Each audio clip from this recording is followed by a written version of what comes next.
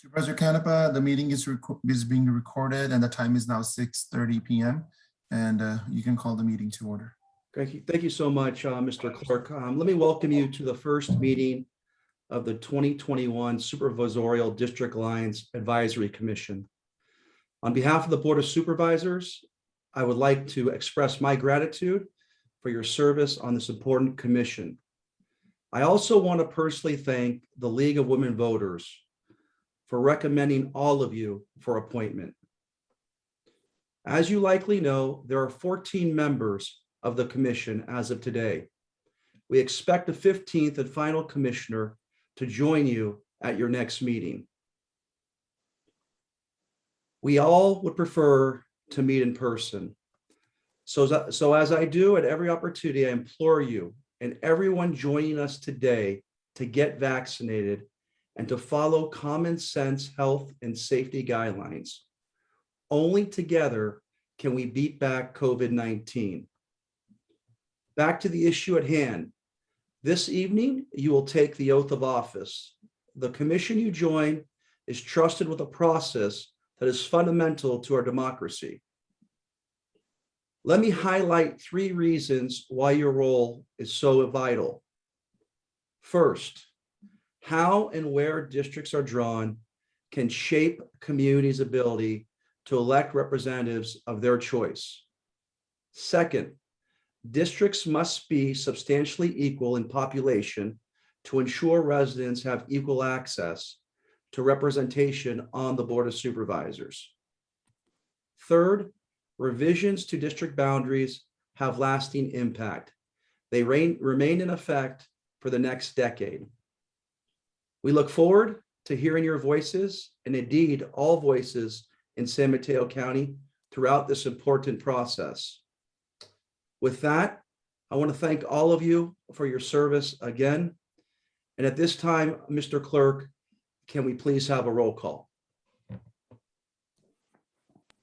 Sure, thank you, Supervisor Canepa. So I'll start with the districts in order. Nirmala Bandrapalli. Present. Thank you. Nathan Chan. Present. Thank you. Hermes Monzon Ruiz. Present. Thank you. Marcus Barber. Present. James Lawrence. Present. Kaylin Salander. Present. Thank you. Benj Azos. Present. Thank you. Nadia Papiak.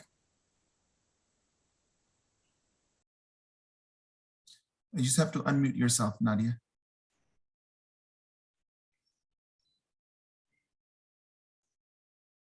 It should be on the bottom left corner. Present. Awesome, thank you. Marianne Lee. Present. Thank you. Mark Dinan. Present. Rudy Espinoza. Present. Rita Cha. Present. Thank you. Miguel Guerrero. Present. Thank you. Priscilla Romero. Present. Thank you. And also members with us, we have the 2 alternates, David Chu. Present. Thank you. And Mark Albert. Present. Perfect. Thank you. I'll let Mr. Justin Mates, Deputy County Manager, speak now. Good evening, everybody. Thank you for being here tonight, and thank you for your service to the county and to the community that you're going to be giving over the next few months. I just wanted to take a quick moment before we administer the oaths to introduce the staff who will be supporting this commission tonight and over the next few weeks. I'll start with the county manager staff who's on the call today. Just myself, my name is Justin Mates. I'm a deputy county manager. Also from the county manager's office, you may have already seen and met him. Sukmani Purewal is our clerk extraordinaire who will be assisting the commission.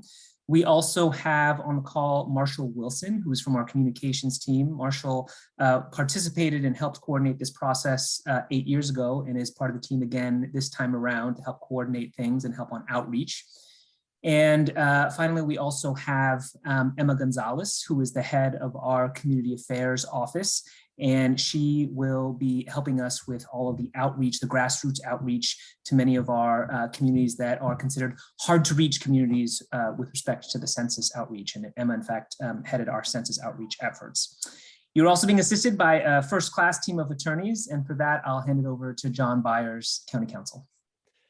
Thank you, Justin. Can you hear me okay? Great.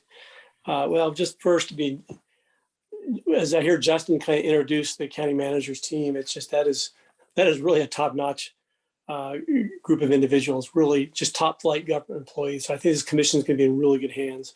And just a quick shout out to President Canepa. President Canepa is really good at what he does, and he's going to be very interested in this process. I've had several conversations, and I know how interested he is in the commission's work. So thank you again, Justin.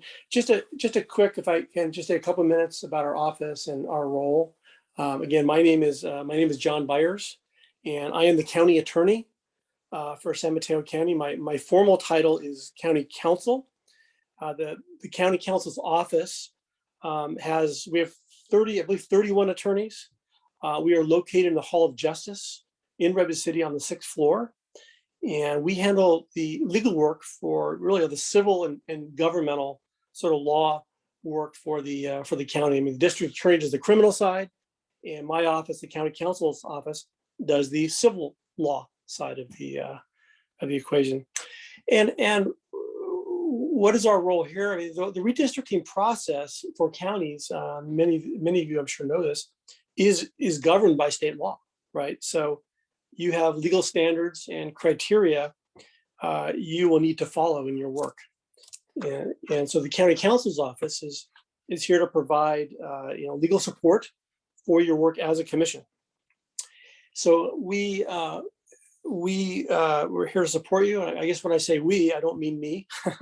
I mean David Silverman and Brian Coolidge will be assisting you throughout this process. And so maybe if you allow me to make a couple introductions. David Silverman, Chief Deputy County Counsel, are you here? Maybe you can say a quick hello. Hello, everybody. Thank you, David. And then second, I would like to introduce Lead Deputy County Counsel Brian Coolidge. Brian, if you're on the line, maybe you can say hello. Hello, all. Good to be here. I mean, these are two of the brightest lawyers in San Mateo County. So, and I know both Brian and David look forward to getting to know each and every one of you. With that, I also want to thank you for your service to the commission. You're really at the heart of democracy. I mean, this is the heart of democracy, and I think it's going to be. I know that this job is going to be really interesting. It's going to be very interesting over the next few weeks, so enjoy your time in the commission.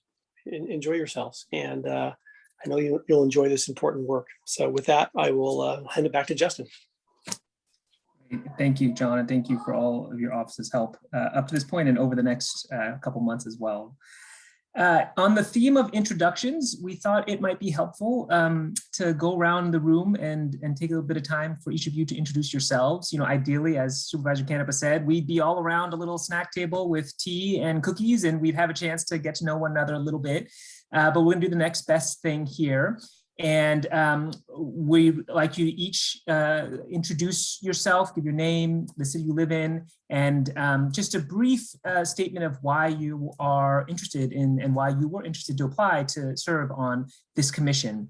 There's a lot of us, and in order to do this in somewhat of a predictable way, I'm going to ask everyone on the commission, all the commissioners, including the alternates, to raise your hand, and then Suki will go ahead and call you by name. And like I said, when you do, please give us your name, the city you live in, and just a really brief statement of why you are interested to serve on this commission. Thank you, Mr. Mates.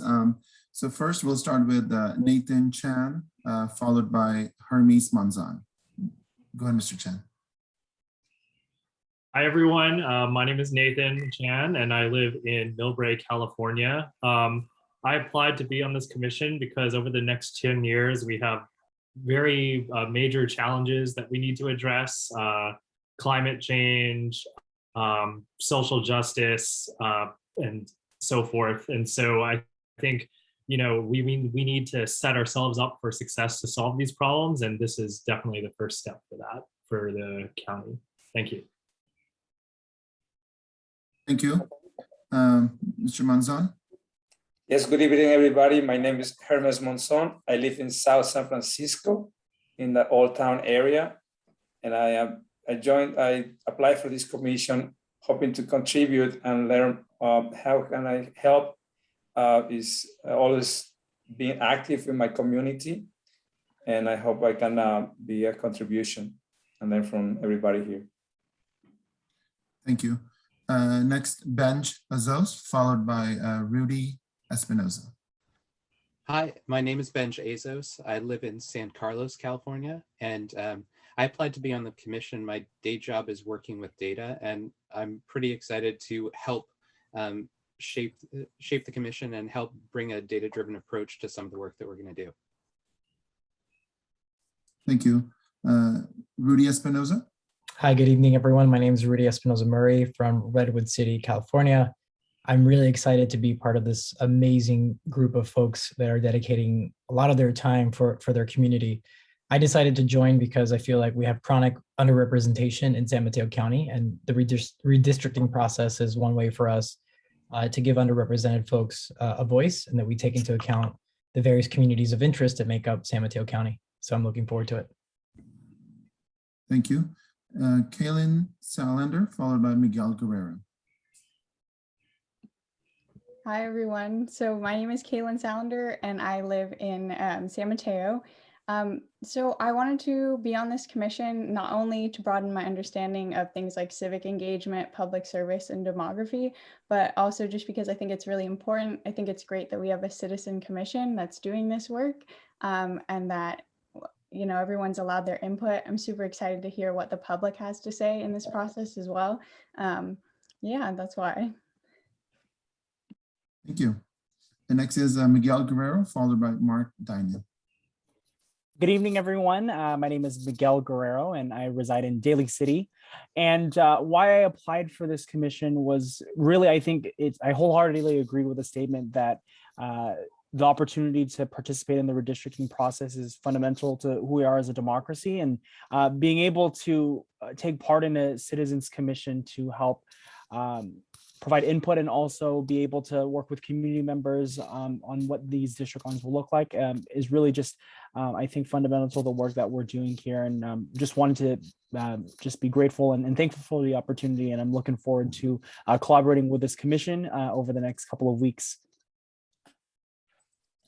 Thank you. Next is Mark Dinan.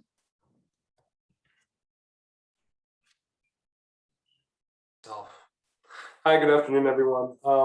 My name is Mark Dinan. I live in East Palo Alto. And reason for applying to this was pretty simple. One, district lines are extremely important in terms of ensuring that our community is represented adequately at the County Board of Supervisors level. And East Palo Alto needs to show up. And that's what I said at the interview process, that it's important that East Palo Alto is represented as part of this process. I'm looking forward to it. The demographic data promises to be very, very interesting, and should be a very good opportunity to learn a lot about how this is done from the professionals and collaborate with a lot of the neighbors around the county. Thank you. Our alternate, Mark Albert. Yes, I volunteered to participate on this commission because there's nothing that's more important than making sure that everybody who wants to have a say in government, which ought to be everybody, gets a chance to have a say. And it's just absolutely critical that we do that and make sure there are no barriers in the way of people trying to express their views. Thank you. Next is Priscilla Romero, followed by Marcus Barber. Hi, everyone. Good evening. My name is Priscilla Romero. I live in Daly City. I work for the County of San Mateo. There's many reasons why I applied for this opportunity, and so humbled to be here, but mainly because of the long-lasting effects of redistricting, and also to be able to advocate on behalf of historically underrepresented communities, not just in North County, but just along the county. So we're very fortunate that we have such, great leadership.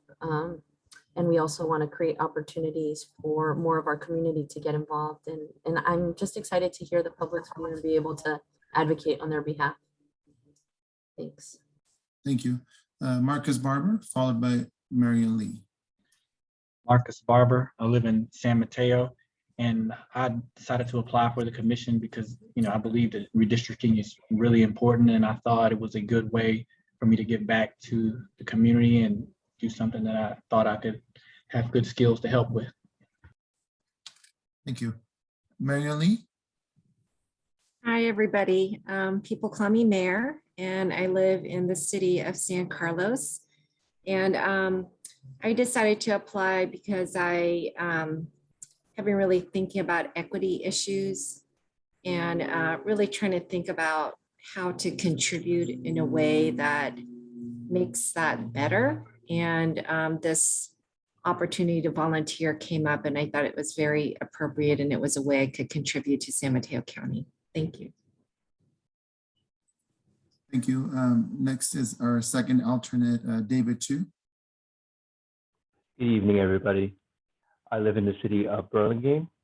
I decided to join the commission because it's an opportunity to not only give back, but to make sure all voices in our diverse communities are represented as we draw the district, and we have a lot of important work to support everybody's voices represented. Thank you. Thank you. We did have some members that didn't introduce themselves. Nirmala and James Lawrence. Did you have something to say? Hey everyone, I'm Nirmala Bandapalli. I'm representing Birmingham City.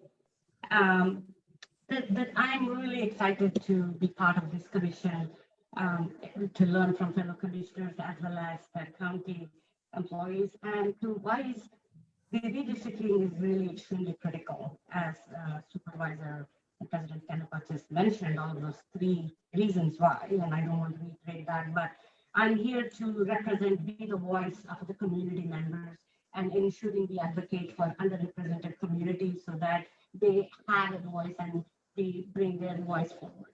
Thank you. Thank you. So we have James Lawrence, who hasn't spoken. Hi, Jim Lawrence here. Foster City, certainly glad to be a part of the community and the committee. My interest is to make sure all segments of the community here in San Mateo County are represented not only fairly, but equitably. So I'm looking forward to it. Thank you. Thank you, sir. Nadia and Ms. Chow, did you have something to say? Good evening. My name is Nadia Bledsoe Popiak, and I applied for the commission because I'm a retired labor union representative. And in fact, I represented County of San Mateo employees for most of my career. So I'm fairly familiar with the various communities in the county. I represented workers in the healthcare system. I'm very familiar with the needs of people throughout the county. I also applied for the commission because I live on the coast. I live in Moss Beach, and we are so seldom represented in most things county. And so I thought I would throw my hat in the ring for that very reason. Thank you. Rita Chow, did you want something to say? Yes, good evening, everybody. My name is Rita Chow. I've been living in Daly City for over 26 years, and I applied for this commissions because I want to make a difference, and I want to hear what all the other leaders are saying, and also contributing and collaborating with this such a wonderful team. So it's my honor to be having this present. Thank you very much. Thank you, Ms. Chow. Back to you, Justin Mates. Well, thank you. We are so excited to have you all here. What a terrific group, what a representative group from all corners of our county. Really appreciate it. I'm going to thank you again in advance for all of the hours and work that you're going to put in. It is really encouraging. Frankly, it's inspiring to see, this group of people wanting to serve the county, to serve their communities, and as John Byer says, really, perform a vital function for democracy. So I want to express my appreciation once again, and let's make it official. Mr. Clerk, if you could please administer the oaths. Sure. Mr. Mayor, did you want to hear from Kristen Parks, or is it after the oath? Kristen Parks will be handling a later item. Thanks. Okay, perfect. Thank you. So let me just share my screen.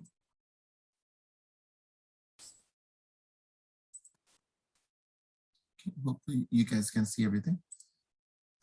Okay, so members, if we could raise your right hand.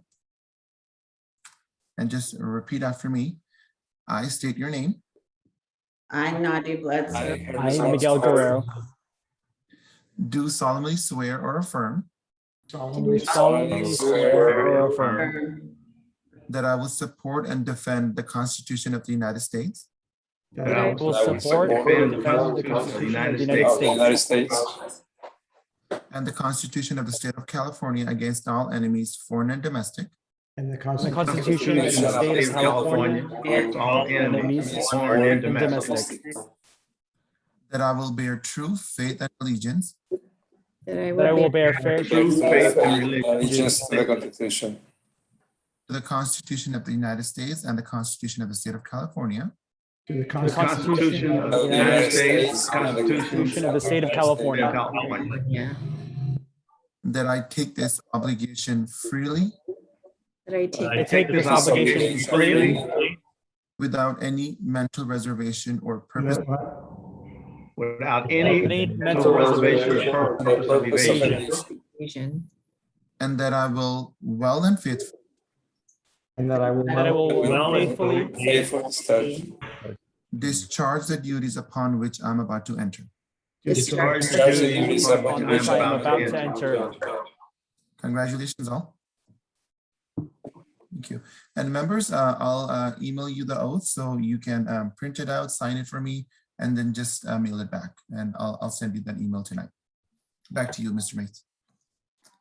Terrific, thank you. And I just clarify something a little bit. In the future, I'll speak much less at these meetings. I'm helping to move things along the agenda in part because we do not yet have a chair or a vice chair to help run these meetings. But this is your commission, and you will be running these meetings, and staff will play a much more secondary role going forward. Sorry, I'm getting feedback. Let me see. That's me. Let me go ahead and mute all mics and then go ahead and unmute your mic, Justin. Okay. That seems to be better. Thank you, Suki. So the next item is to set the agenda. And that will typically be done by someone makes a motion. I'm still getting feedback, sorry. Someone makes a motion, another commissioner would second, and then everyone will vote. And I think we would do that here tonight as well. I would make one recommendation or suggestion before someone makes the motion, and that's to take item 6, which is the discussion and election of a chair or a vice chair. And Suki's telling me that I'm skipping public comment. I apologize. I did skip public comment. You can tell I don't usually run these meetings because I'm not following the agenda. Why don't we go ahead? Let me finish what I'm saying, and then please we'll take public comment. Item 6 is the discussion or election of the chair and vice chair. This is a traditional item that's on a first meeting. Under the circumstances, because this is not a regular commission, it only comes around once every decade, you all haven't yet received the presentation about what it is you'll be doing, which is item 8 tonight. And frankly, we don't have our 15th commissioner yet. My recommendation, staff's recommendation would be to take this item after item 8, after you've had a chance to hear a bit more about what it is this commission will be doing. And then at that point, you can decide, we can have a discussion. You might also decide to put this off to the next meeting date in order to allow folks time to think about who they might want to nominate, including themselves, to be a chair. So that would be my recommendation on the order of the agenda. And with that, I'll stop and hand it back to Mr. Clerk to handle the public comment. Thank you, Mr. Mates. I'm going to just provide brief instructions for public comment, and with us, we also have Victor Hernandez. He's going to be interpreting what I say in English to Spanish. For those attending the meeting on the Zoom video conference, we will use the raise hand feature in order to organize any public comment. When you hear your name called, I will send you a request to unmute your mic, and once you accept the request, you can begin speaking. You'll be given 2 minutes and the timer will be shown on the screen. Mr. Hernandez, please proceed with. Thank you, Suki. Para aquellos personas que asisten a la reunión por medio de la videoconferencia de Zoom, vamos a utilizar la función de raise hand, levantar la mano, para organizar cualquier comentario público. Cuando usted escuche su nombre, le enviaré una solicitud para activar su micrófono. Y una vez que acepte la solicitud, usted podrá comenzar a hablar. Se le van a dar 2 minutos y el cronógrafo se mostrará en la pantalla. Thank you.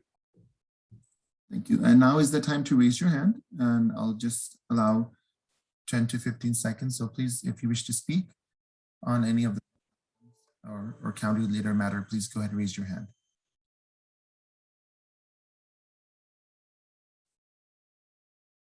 Okay, I don't see any hands raised. I'll wait maybe 5 more seconds. Okay, no hands are raised for public comment. Back to you, Mr. Mates. Terrific. I think that brings us then to the item to set the agenda. And I think ordinarily it would be a motion from one of the commissioners. Mr. Mates, Yes. I move that we accept the agenda with the amendment of moving current item number 6 after item number 8. Great. Do we have a second? A second. Mr. Clerk? Sure. I'm sorry, I didn't catch who was the second. Miguel Guerrero. Guerrero, I'm sorry. Nirmala It's a and simultaneous second by Miguel. Mr. Guerrero and Ms. Molly, but I think we'll give it to Mr. Guerrero this time. Perfect. So since this is a virtual meeting, I'll take a roll call. Nirmala Bandrapalli, Yes. Nathan Chan, Yes. Hermes Ruiz, Yes. thank you. Marcus Barber, Yes. James Lawrence, Yes. Kaylin Salander, Yes. Ben Zos, Yes.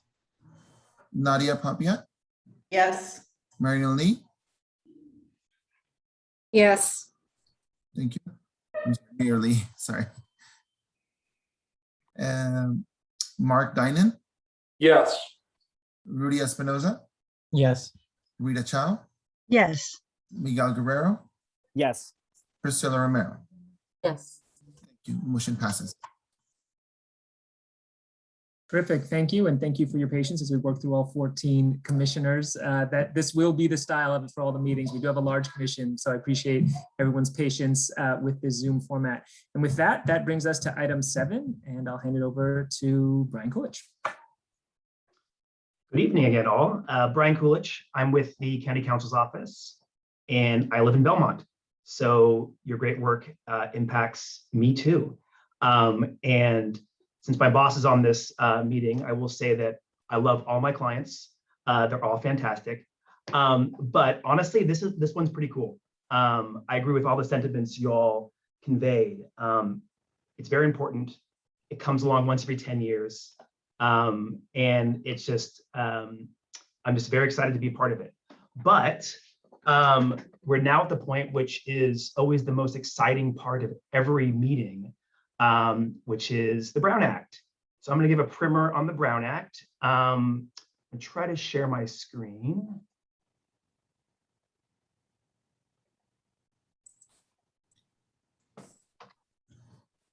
It should be on, yeah, there you go. Thank you. Perfect. Y'all see that? Yes. Great. Great. So I don't know how many of you all, have experience serving on public bodies, but if you do, you know the Brown Act well. If you don't have experience, you've probably never heard of the Brown Act. But a lot of the formalities that we just went through with kind of moving agenda items and taking a public vote, all of those things stem from the Brown Act.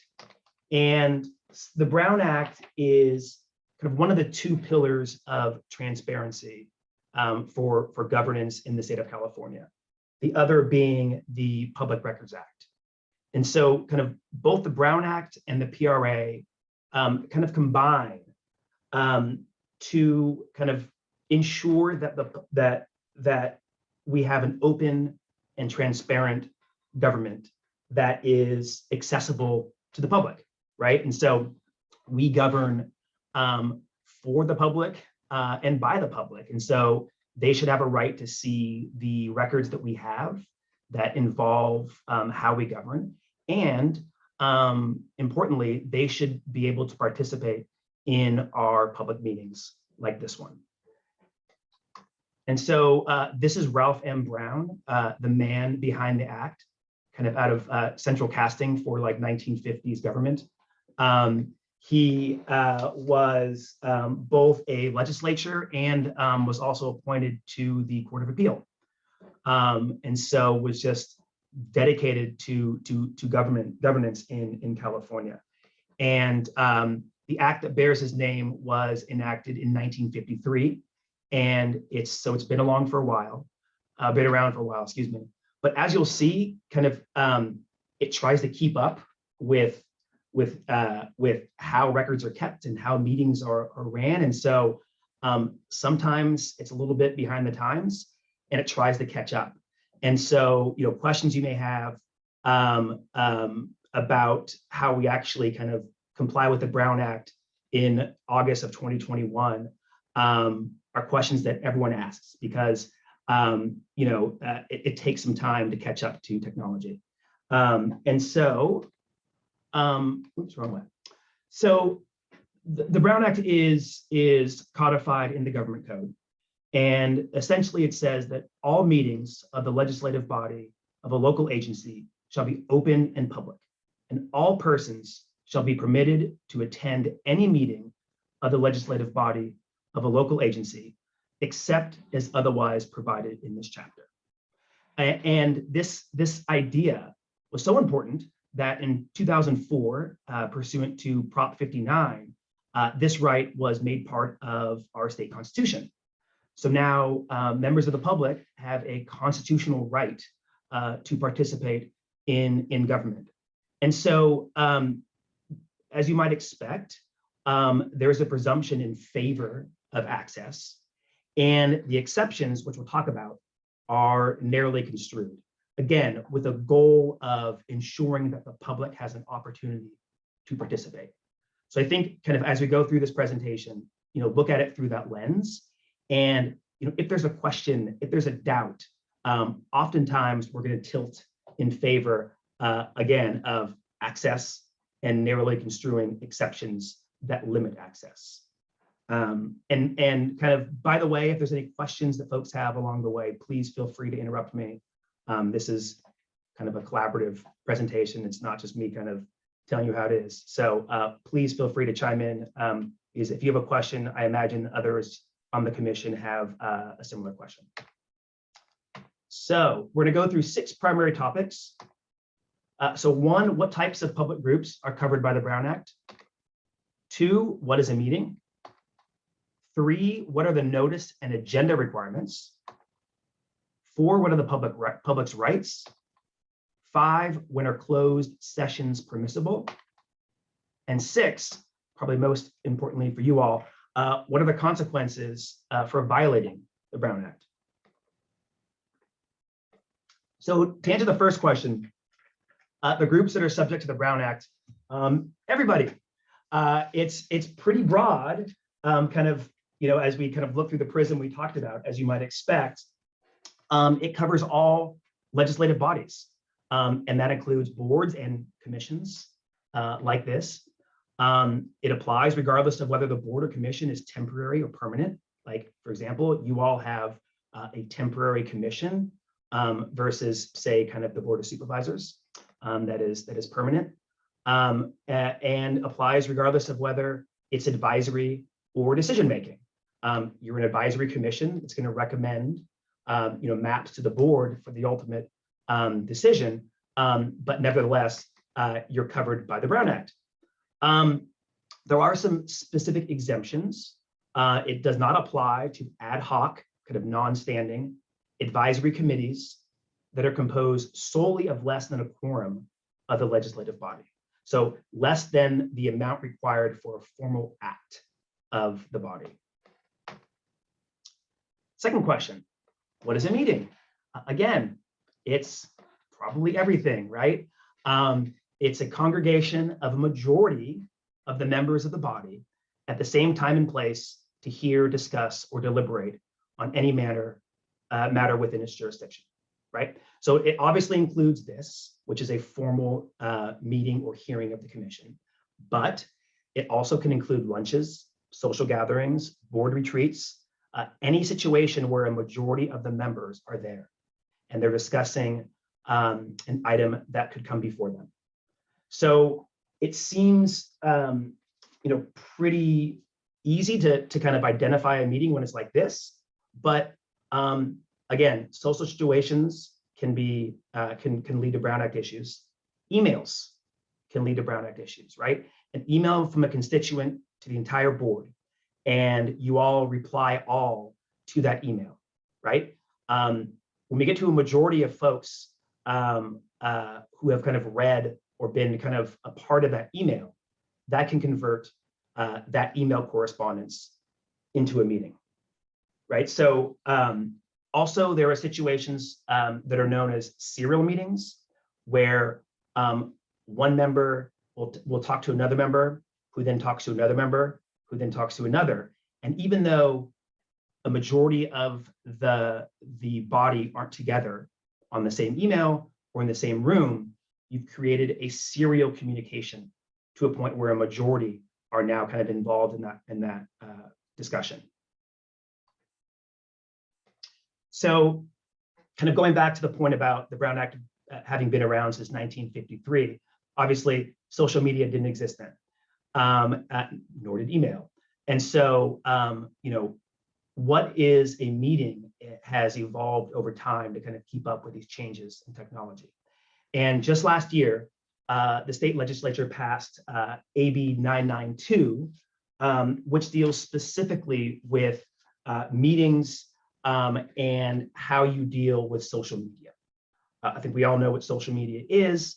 And for the same reasons that an email can be converted into a serial meeting, participation in social media can as well.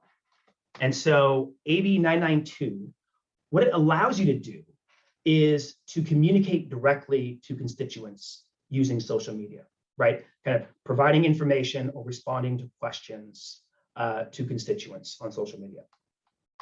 What you can't do is you can't use social media to conduct business, right? To have a majority of the committee discuss business.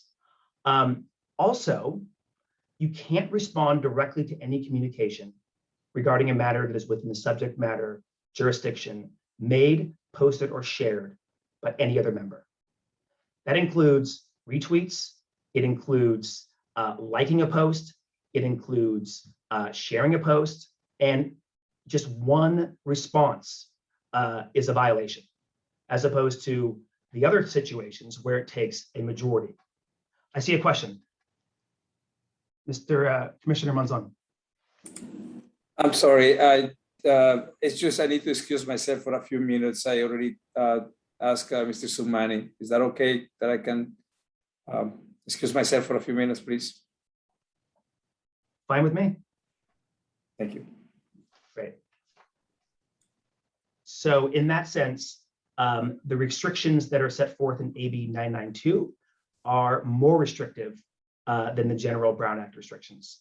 And so kind of the moral of the story is just, be careful. If you get an email that's sent to the entire commission, best advice is just don't respond, right? Is maybe kind of, if it's talking about something that we're going to be discussing in a meeting, forward along to the clerk and we can agendize it for a discussion. If you're active on social media, focus on, one way kind of informational outward posting, right? Don't, like or be involved with other commission members, because it could lead to a violation of AB 992 and potentially the Brown Act. So we talked about what a meeting is. What isn't a meeting, right?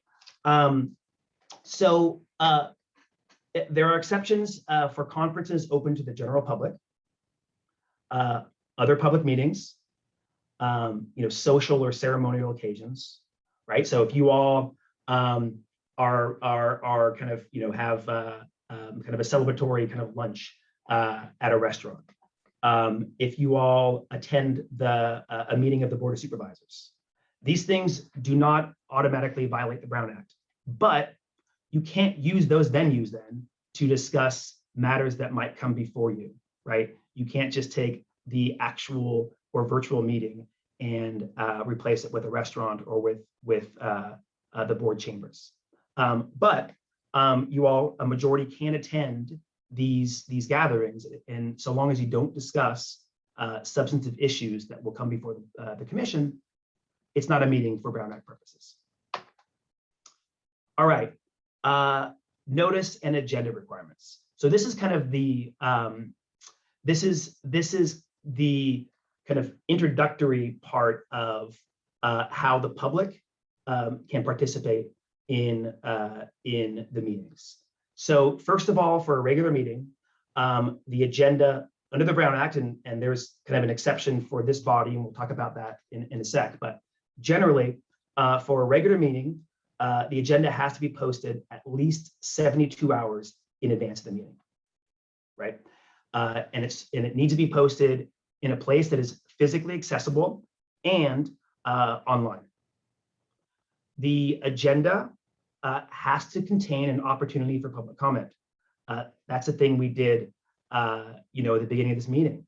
It has to allow the public an opportunity to, one, speak generally about any item that is not on the agenda, and you have to give the public an opportunity to discuss each agendized item. You can have reasonable limitations. For example, you can limit the length of comments to 2 minutes. That's something the Board of Supervisors does.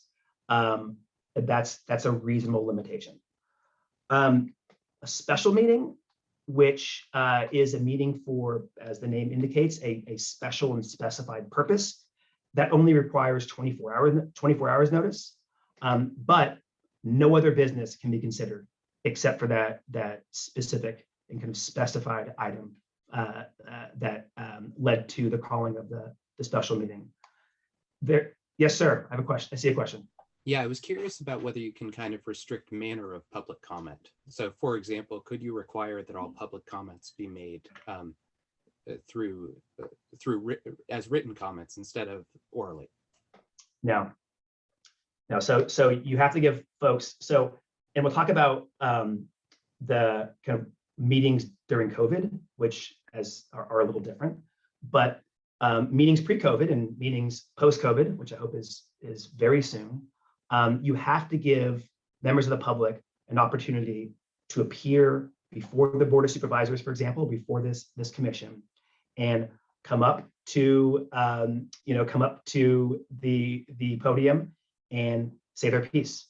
To restrict it to simply written comments could be potentially characterized as a limitation, an unreasonable limitation on the public's opportunity to say their piece and participate in the meeting.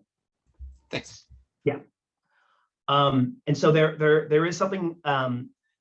There are emergency meetings. This is probably something that's not going to come up before this body, but an emergency meeting doesn't require any notice. All you have to do is attempt to give notice to members of the press in advance of the meeting. But those types of meetings are super rare. I mean, I've been with the county for about 8 years now, and I've only kind of been involved in one emergency meeting, and it dealt with a response and reaction to the CZU complex fire.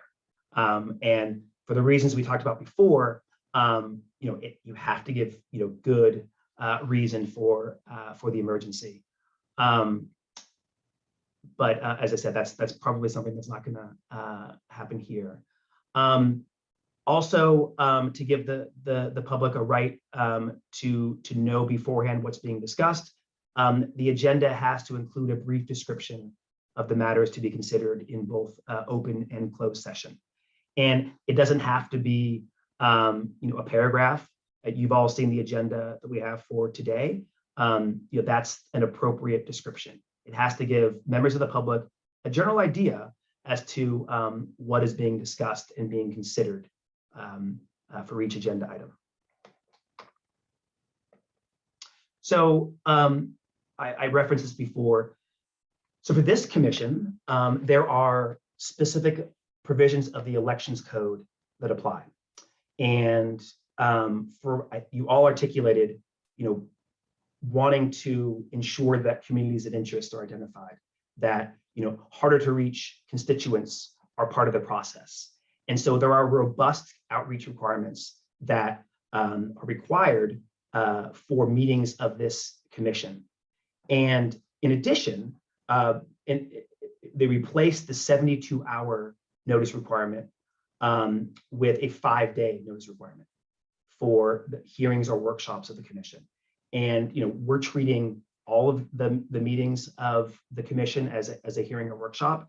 And so we're giving 5 days notice before every meeting.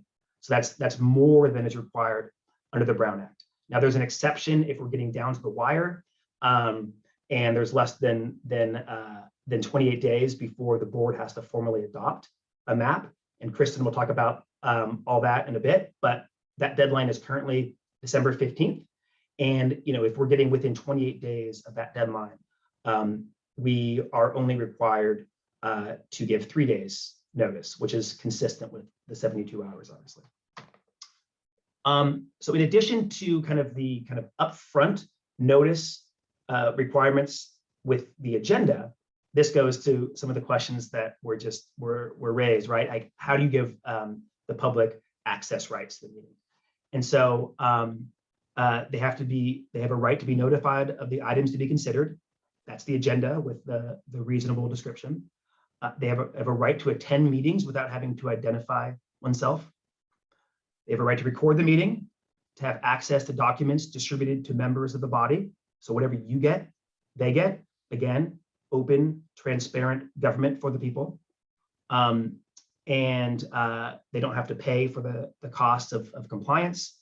And they have a right to be free from discrimination, which I think probably goes without saying.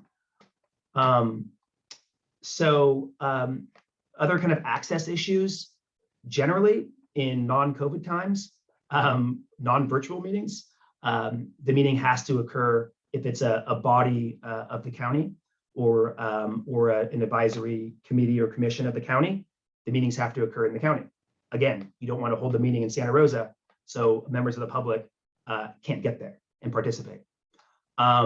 We had a roll call vote earlier where you all voted beforehand to set the agenda. That's because we can't have secret ballots. Your votes have to be voiced out loud in open session. And members of the public, as we talked about, have a right to comment. And with the good comes the bad. They have a right to criticize the council or the commission rather, members, and even folks like us, county employees who are assisting you all. Again, we can adopt reasonable limitations, time allocations, and if speakers become abusive, we can take actions at that point. But again, it's a First Amendment and participation in government issue. So also some additional special rights that apply to this commission for the public. And this goes to kind of the crux of what you all are doing. The public, and this is in the actual elections code that governs access and outreach for this particular commission, the public shall be allowed to submit testimony or draft maps in writing or electronically, right? Any member can submit what they believe to be the district lines for the county. Also, live translation of these meetings must be arranged if a request is made at least 72 hours before the meeting. Again, we want to encourage harder to reach and kind of historically underserved constituents to be able to participate in these meetings. And so that's kind of part of that process to bring everyone to hopefully be free and comfortable expressing their voice. So I've referenced this before.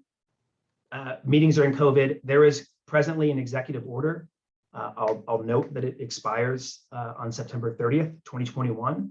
So unless extended by Governor Newsom or whomever our governor might be after September 14th, this will end on the 30th. But what it does is it suspends certain provisions of the Brown Act governing telephonic or virtual meetings. So in non-COVID times, without this executive order, generally a majority of the commission would have to be physically present in person for the meeting. You could call in and appear telephonically, say you're at a hotel in Reno. If you did that, you would have to post an agenda outside your hotel room, and you'd have to keep your hotel room door open for members of the public to potentially come inside and participate in that meeting. Obviously, with COVID, having to where we have limitations and restrictions on gathering, having to keep the door of your house open so members of the public could come inside and participate is not really a good thing. And so the governor has suspended those restrictions. And so all members can appear virtually. You don't have to post the agenda outside your door. You don't have to keep your door open and accessible to members of the public. Members of the public can and do appear and participate virtually. So they can submit their comments in advance in writing, and they can attend and during the public comment period can give their public comments virtually. And as you just experienced, when there is a virtual meeting, all votes must be by roll call. Again, that goes to the no secret ballot issue. The public should know how each member is voting on each item. And so we have to go through the entire list of folks when we are voting on an item. So I mentioned this before, closed session, there are certain exceptions where you can meet without the public to discuss certain matters, kind of along the lines of the theme we've been discussing. The exceptions are narrowly construed, but they're things that you would expect to be covered in closed session. They are conversations with attorneys that are privileged and subject to the attorney-client privilege. They are employee evaluations.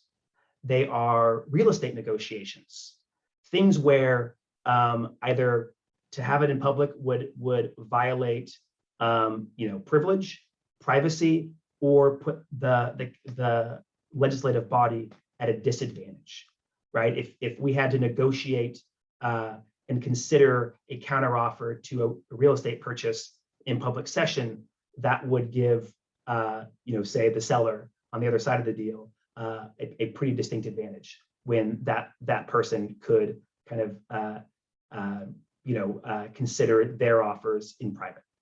So I think the closed session exceptions are common sense exceptions, but again, they're narrowly construed. And if what you want to do doesn't appear in one of the enumerated exceptions, it must be an open session. Also, things that are discussed in closed session are confidential and must be kept confidential. There you go. That's exactly what we talked about. Again, the kind of linchpin of this whole thing is kind of the narrow construction of things that take away public participation. So kind of lastly, the sixth point that we listed at the beginning, what are the consequences for violating the Brown Act? I'll say just out front, there aren't many cases where the DA is aggressively pursuing violations of the Brown Act. Honestly, it's more of kind of a front page, bad headline, kind of news story consequence, right? Where there's, the Mercury News headline says that the San Mateo County District Lines Advisory Commission, violates the Brown Act. No one wants that, right? This kind of leads, again, it kind of erodes faith in government, and it's just not good for kind of all of us who are participating in the process. So that's really kind of the most likely outcome is a really bad headline, which is just bad for good governance. But there are actual criminal penalties if you intentionally violate the Brown Act. It's a misdemeanor. Technically, you could spend 6 months in jail and be fined $1,000. There were also civil penalties. There could be an order of injunctive relief, and the person who successfully obtains that relief would be entitled to their attorney's fees to be paid, by the body. An action of the body or all actions taken as a result of a Brown Act violation would be voided. So, there are civil consequences, there are potential criminal penalties, and most of all, there are just, bad press, bad for government consequences. And I think that pretty much wraps up the primer on the Brown Act. And again, if folks have any additional questions, I'm happy to do my best to answer them.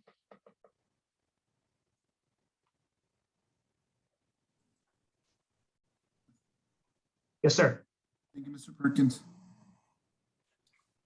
Yeah, there is a lot of information in these slides. Are you sharing them with the public or with the members of the commission afterwards? Yeah, sure. I'll be sure that members get a copy of the presentation. Thanks. And you probably couldn't see it, but at the bottom of each slide, there is a little note that says, basically, if you have any questions, call county council, call us, and we'll be, David or I will be available to answer any, specific questions you all may have about the Brown Act. Because if you're not, if you've never been part of a commission, if you don't work in local government, a lot of this stuff is pretty foreign, and it seems to be, unduly bureaucratic and clunky, but it's all there for good reason. Mr. Dinan, go ahead. Yeah, could you expand a little bit about the limitations of posting on social media? For instance, I have a Facebook group with like 7,500 people in it. I don't think anybody from the commission is in that group. It's because it's East Palo Alto focused. Are there any limitations to what you can post on social media like Twitter or Facebook or any of the other channels, as long as nobody else is participating from the commission? Yeah, so I mean, for the purposes of the Brown Act and AB 992, you can have constituent-facing information that goes out. You can respond to constituent questions. So in that sense, there's really kind of no limitation.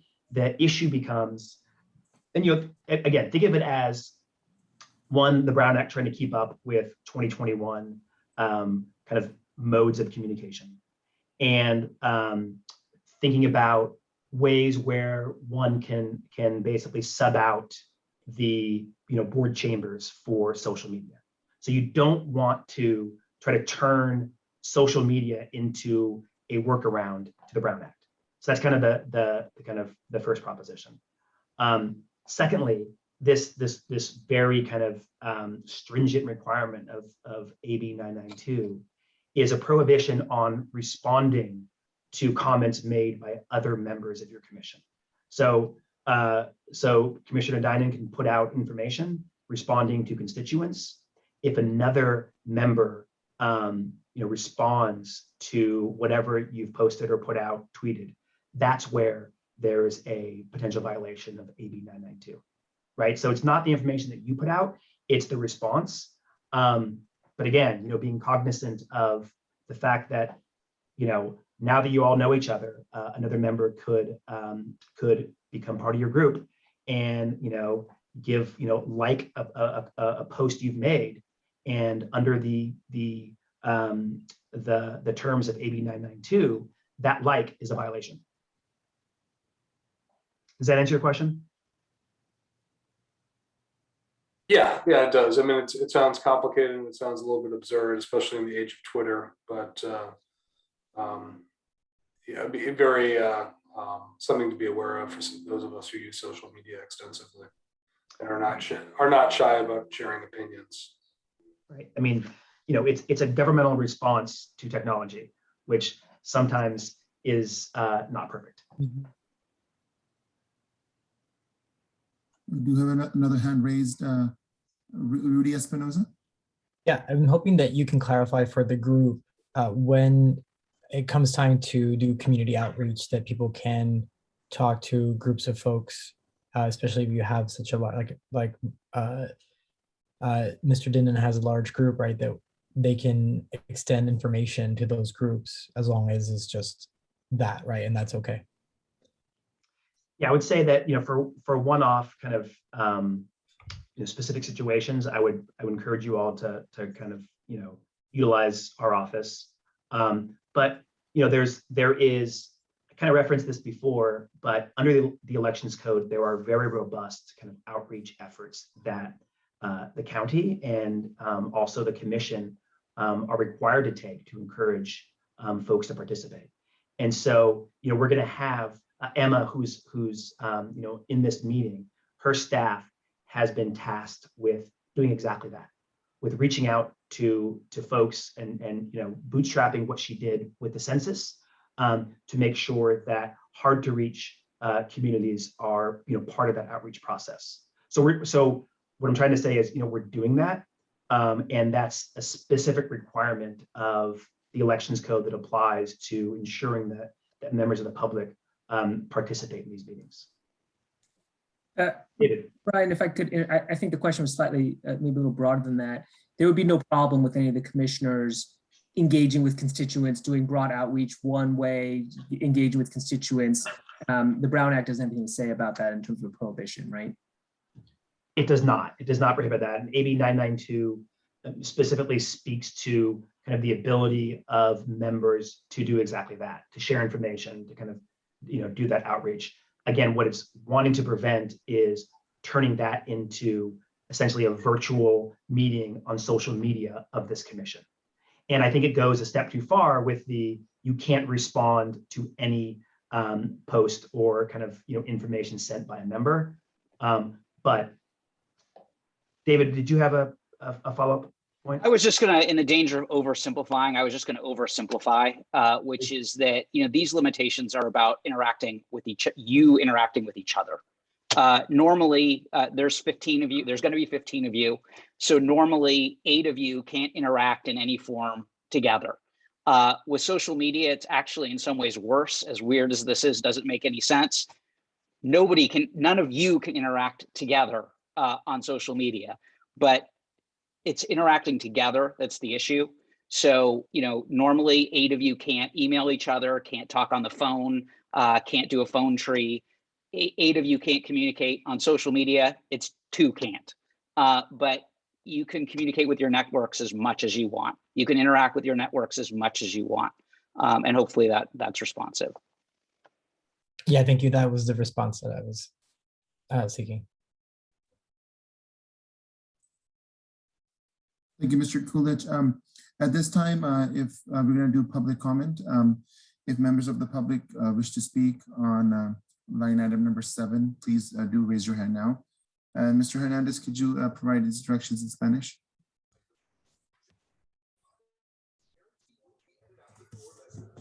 Thank you, Suki.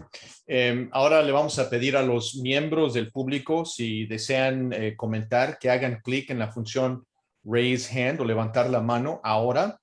Y para aquellos que se unen por teléfono, por favor, presionen la estrella nueva para indicar su deseo de hablar. Thank you. Thank you. Now is the time to raise your hand.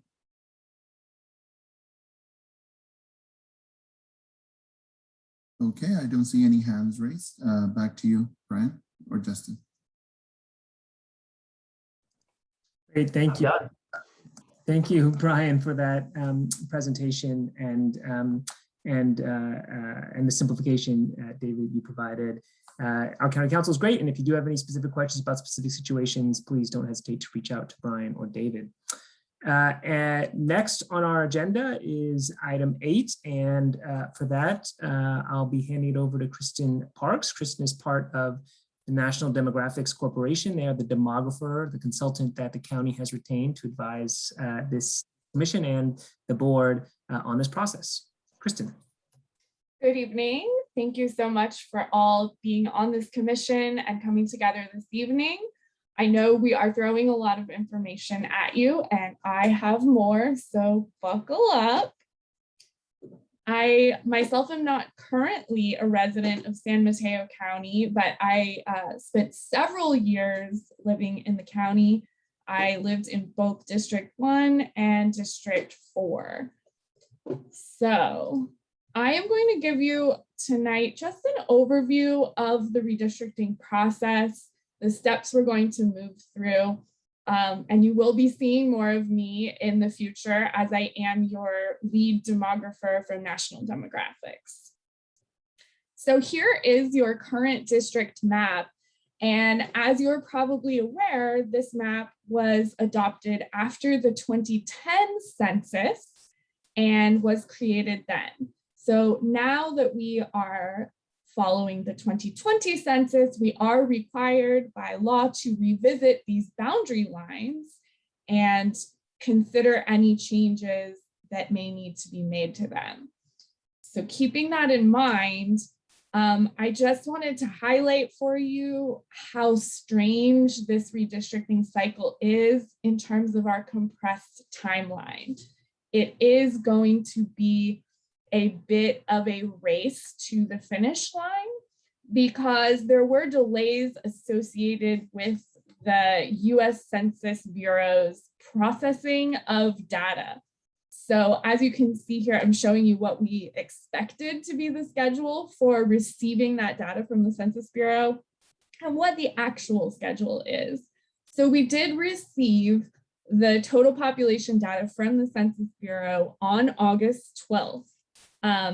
However, we do have to wait in California because state law now says that the data we need to use for redistricting must be a California redistricting data set.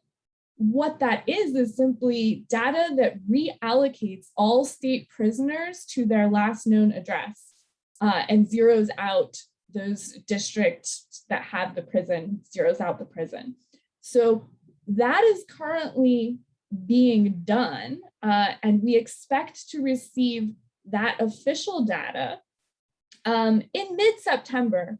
So we're all, holding our breaths right now for that because the county of San Mateo and every county in California has a December 15th deadline to adopt their new map. The reason that we have a December 15th deadline, right, and that hasn't changed is because it's being driven by the June primary election. So the county will be holding that primary election on June 7th. So it's imperative that we know which voters are in which districts and that our county registrar has that information. So this is just why things might feel rushed to you. It's because they are. So that being said, here's how we're going to get to that deadline. So you are tonight having your initial meeting of the District Lines Advisory Commission. I'm so happy that we are getting this process kicked off. The next workshop that you will see me at will be on September 8th. And I anticipate demoing for you some of the mapping tools that are already available on the website. And this is going to be another opportunity for us to listen to the public and their testimony about communities of interest. We are going to be encouraging the public to start drawing their district maps as soon as possible. And we are going to hope that we receive maps from the public. We're lucky enough to be in the Bay Area where folks are tech savvy and hopefully eager to participate in this process, as well as we have an excellent outreach team with the county that will be bringing in as many folks as possible. One of your tasks as commissioners will be to look at the maps that are submitted by the public and see if you can come to a consensus around one map that you think is best for the county, or perhaps more than one. And that will be your recommendation to the Board of Supervisors. Remember that the Board of Supervisors has the final authority to adopt the map.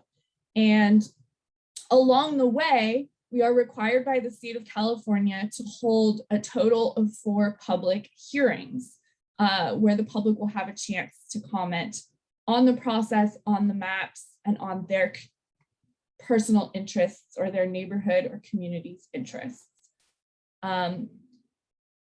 We are going to be moving very quickly. We don't have all these dates on the calendar yet, but we're very close. As staff on this meeting will know, we're very close to having that schedule firmed up for you. So hopefully we'll be able to get that into all of your calendars very soon. And again, it will be posted on that website, smcdistrictlines.org. Okay. I know you just heard a lot of legal stuff from our counsel, Justin, but I want to dig a little bit deeper into the criteria we have to think about when we are evaluating district maps. And really, there are 2 sets of law we have to consider. We have to consider the federal law. It's obviously supreme, and we also have to consider our California state law. So first, under federal law, the main thing we need to think about with redistricting, and of course the whole purpose of it, is to ensure that each district has relatively equal population. This is so that the residents are fairly represented, so that each supervisor, each of the 5 supervisors, represents approximately the same number of people. We also need to be very mindful of the Federal Voting Rights Act and ensure that in drawing district boundaries, we are not diluting the voting power of any protected classes of voters. However, while we will be considering race, ethnicity, and those factors to comply with the Federal Voting Rights Act, we cannot ever draw districts where race is the predominant consideration. So when we say we're going to prevent racial gerrymandering, that's what we mean. We're not going to draw districts only based on race. That will be one of several factors that we'll be considering. So those are the federal laws.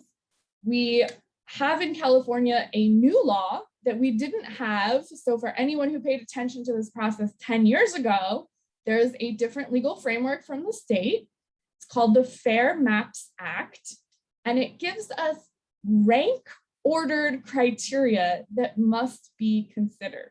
So the middle part of this slide here, the golden part, is something that's going to be driving this process for us. So in order of importance or order that we need to consider criteria for district boundaries, we have first geographic contiguity. That's a pretty basic one. It simply says that when we're drawing districts, they must be one whole piece. You can't have a district that's broken up into multiple pieces. It has to be one whole piece, all connected. Cool. That one's pretty easy. The second one is to minimize the division of neighborhoods and communities of interest. What that means is when we are drawing those lines, we want to minimize dividing neighborhoods and communities. The third criteria is similar, minimizing the division of city boundaries and CDPs. What CDP stands for is census designated places. When you look at the map of the current district boundaries, they're shaded. You will see shading for the cities and the census designated places. We want to minimize the division of those as well. 4, we want to create easily identifiable boundaries so that folks are able to describe where their district ends, what the boundaries are, right? It's helpful if there are things like roads or highways or waterways, right? Because then folks know where the boundary line is. And finally, the 5th criteria is that we should aim to have compact districts, which one way to think about this is the shape of the district, but the law is talking about where people are. So it says a compact district is one where you do not bypass one population to grab another group and draw that into your district. Again, that is last on the list of ranked criteria. Finally, there's a prohibition in California law, which is that our district boundaries should not be drawn in a way or with an intention to favor or discriminate against a political party. So that's a lot. Don't worry, that is why we have experts here to guide us through this process. But these are the things we will be talking about, especially once we start seeing maps. There is a 3rd column on the slide, and that is because traditionally, there have been other things we consider when we are redistricting, and these things are legally permissible for you to consider. However, they cannot ever be considered before federal or state law, right? These other goals are things that have to take that have to be considered after, and they certainly cannot be things that you would consider if they, for instance, conflict with the Federal Voting Rights Act. So this is our legal framework. I know it's a lot. We're happy to answer any questions that you have about this, and we will be referring back to it often. So what's a community of interest? Because of course, state law says minimize the division of communities of interest. A community of interest is defined by the Fair Maps Act. It says this is a population of people in a certain area that have common interests and they want to or would benefit from being kept in a single district, a single supervisorial district, so that they can be fairly and effectively represented. So there are so many different ways to define a community of interest. We could talk about an area where people are all speaking the same language. We could talk about an area around a certain, perhaps highway exit where there's a lot of traffic accidents, right? And maybe the people around that have a shared interest, that affects their interactions with the county, or areas around a county park. So there's lots of different ways to think about communities of interest, but primarily we are going to be asking the public to tell us.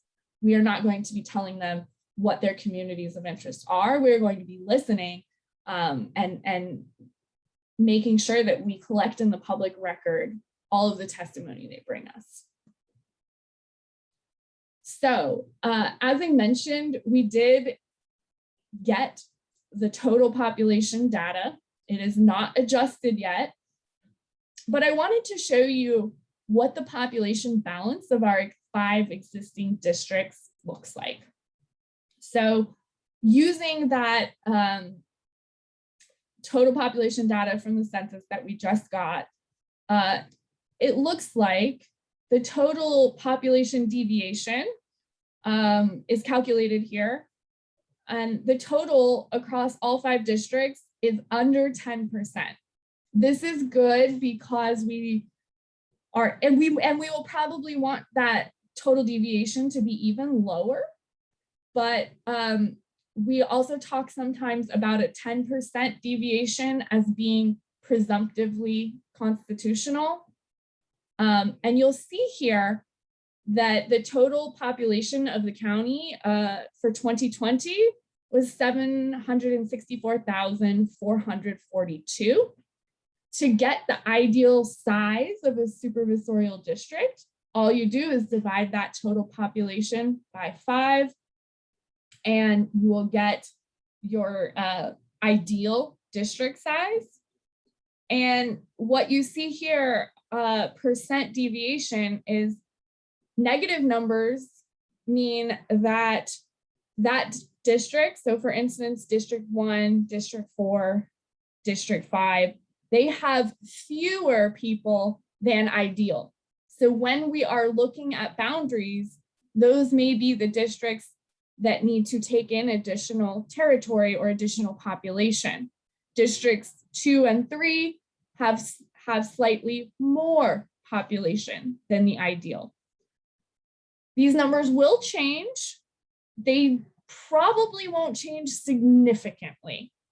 Okay, so as soon as we get that state adjusted data, I will bring that back to you with this exact analysis of the existing districts, because this is where we have to start. Some of you may have already checked out the website and seen that we have online mapping tools. I want to point out that of these online mapping tools, District R does not yet have that August 12th data from the census. So it still has population estimates. Maptitude Online, which is the more sophisticated advanced mapping tool, does have that latest data release. So if you or anyone you know are learning these tools or going into them to learn how to draw district lines, Maptitude already has that new data, and District R should have it soon. We know there are folks in the county who don't have access to computers or don't want to deal with the time required to learn an online tool. So NDC will also be providing paper participation kits so that folks can actually draw district boundaries on paper. So that is what we do not have yet, but we'll have that available soon. That will also be posted on the website as PDFs. And this just shows you here what District R on the top looks like. District R is a very simple tool. So if you are excited to get, jump in, start with District R. It's a very intuitive, easy to use online tool where you just use a paintbrush and you can draw either communities of interest. That's what I'm showing you here on the slide. It says Community 1, and you could type in a description and say what your community was and why you wanted it in one supervisorial district. And then below is Maptitude. It is the much more advanced tool. It is also available in 6 different languages. Maptitude has that language functionality. District R doesn't, but we have discovered a good workaround for District R is if you are using a Chrome browser and you have the Google Translate extension, all of the functionality of District R will translate as well. So with that, I am going to conclude. I know we threw a lot at you. We still have to finalize the schedule of all of the meetings that will be occurring. The county is already planning the outreach in order to get as many members of the public to be aware of this process as possible. The county has already gotten the website up, which is fantastic. And if you haven't visited it yet, I do encourage you to visit smcdistrictlines.org. And if you're inclined to, nerd out about mapping, check out the mapping tools. With that, I'm happy to answer any questions that you have. Thank you, Ms. Parks. We do have one hand raised from Mayor Lee, and also for the record, Hermes Monzon Ruiz is back in the meeting and joined around 7:49 p.m. Ms. Lee, go ahead. Just a quick question. So for the, in looking at the deviations, so I get that we're trying to even things out, but is there a tipping point? Like, are we just trying to make it generally better, or is it like a 2%, 4% that we're trying to hit? So if either of our attorneys want to jump in, they're welcome to, but we do not have a target number that's specific. So our goal is to just try and make it better? Well, so from a legal standpoint, we want the map to be defensible. I do not want to suggest for a second that what you're going to do is not super important, but what the numbers she put up suggest is that the maps as they are right now are probably legally defensible. Getting closer to equal population is better, but we don't have a goal for you. 10% is considered good. 5% is considered kind of the gold standard in deviation, but there's no particular goal, and they don't have to be exactly equal to be legally correct. Is that responsive? Yeah, and I would add that what I showed you is presumptively legally defensible for when it comes to population equality. However, those maps were created under a different legal regime and different legal framework. So we do not now need to consider those rank criteria given to us by the state. Commissioner Chan, followed by Commissioner Azos. I have a couple of questions. I'm wondering if I should ask them one at a time or all at once. If it's two, go ahead. If it's more than two, I don't know. Maybe we pause. All right. First question then. So it's cool that members, all of us can sort of play around with the maps and submit them. If we as commissioners submit maps, what sort of disclosure needs to be done? If our specific map happens to come up for discussion, do we have to recuse ourselves from discussing it? So as far as I understand it, and again, I'm glad we have our legal experts on with us. We do have a waiting period after the state releases the official California redistricting data. The consultants and the staff, and I think the commissioners can't themselves draw any maps until 3 weeks have passed. And that is to give the public a chance to have the first go round in drawing maps. However, if a member, a supervisor, or a commissioner draws a map, that would enter into the public record with your name attached to it. Okay. Second question. Is it within the scope of this commission to be able to recommend increasing or decreasing the number of districts, even if the Board of Supervisors might not be able to act upon it? No, because the 5 districts are coming from state law, so every county has to have 5 supervisors. So you could talk about it, but then you'd have to go to the state of California. Probably not a good use of your time. All right, thanks. Commissioner, I think this is more of a civics thing than anything else. I believe I'd have to do some research. I believe that we could increase the number of districts, but it would require a charter amendment that would go to the voters. And so the answer is still right. I mean, it would not be a good use of this commission's time, and it would, it would be ineffective. It's not within the jurisdiction of this commission. But it could conceivably be possible because we're in Charter County. But again, this is just a civics issue. David, you're correct. We can't increase it. It has to be a minimum of 5. Thank you. Commissioner Azos, go ahead. It's pronounced Azos. Azos, sorry. Thank you. Yeah, it's all good. I wanted to dive in a little bit more in depth on the calculation of deviation. Intuitively, I kind of assumed that you take the absolute value of all of the individual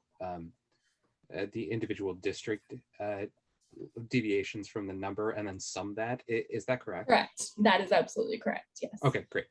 Thank you.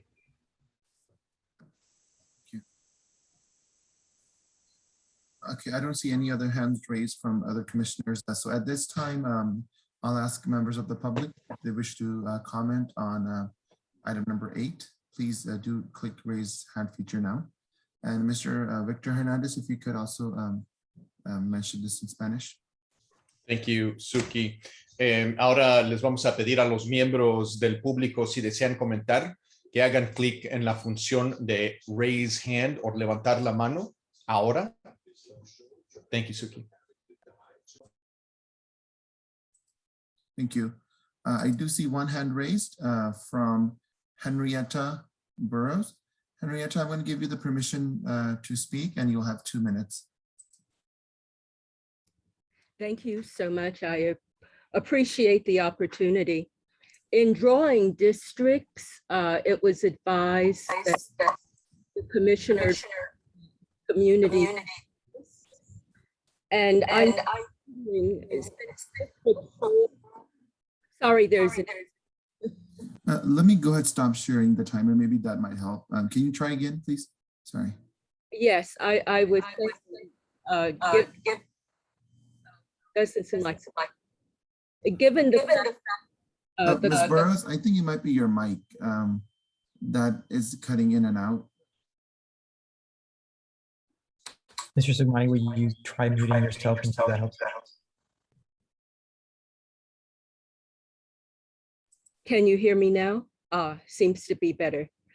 Given the fact that the commissioners are being asked to consider communities of interest, it seems that District 4 seems to be the smallest from what I can see. And the objective is to have the districts, for the most part, of equal size. So District 4 would have to draw upon another district. And that district it might draw upon, the area it might draw upon, might not have the same common interests. For example, going into Atherton.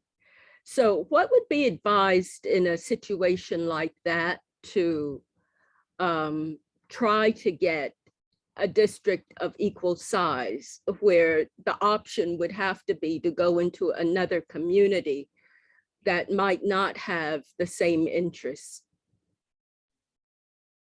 Yeah, this is an excellent point you make, and you're highlighting a very important question that will be a part of this process, which is if district boundaries are going to change and some districts may need to give up some communities or neighborhoods and other districts may need to take them in, the question will be, well, which communities and neighborhoods should be grouped together within, for instance, District 4, which ones make the most sense? And that's particularly where we want to hear from the public. We can look at, and NDC will be providing you with different types of demographic data so that you can have additional ways of looking at communities and identifying, okay, here's where renters are, here's where families with children at home are, here are where Latinos are or Asian Americans. So there's a lot of different data we can provide you to help identify those communities and their similarities. But ultimately, that is something we want the public to provide testimony on. Thank you, Ms. Burris, for your comment. Do we have any other public members that wish to speak? Okay, I don't see any other hands raised. Back to you, Mr. Mates. Great, thank you. And thank you, Kristen, for all that information. I just wanted to add one more thing on the schedule. And again, thank you for your patience. So the Board of Supervisors required this commission to have a meeting in every district, plus 3 others to discuss the maps. So this is one of the meetings, an introductory meeting. Then we'll have what we're trying to schedule out right now is having a meeting in every district. Of course, in non-COVID times, this would mean physically finding places to meet in every district. We aren't obviously in non-COVID times, and so these will all be virtual meetings, but there is still a value in having, for outreach purposes, having a meeting for every district. And Emma and her staff and partners will be doing outreach specific for every district. Everyone's welcome to attend these meetings, but they'll be for lack of a better phrase, marketing purposes. There'll be the District 1 meeting and the District 5 meeting, so that folks in those areas can come out and give testimony about their thoughts on communities of interest and the like.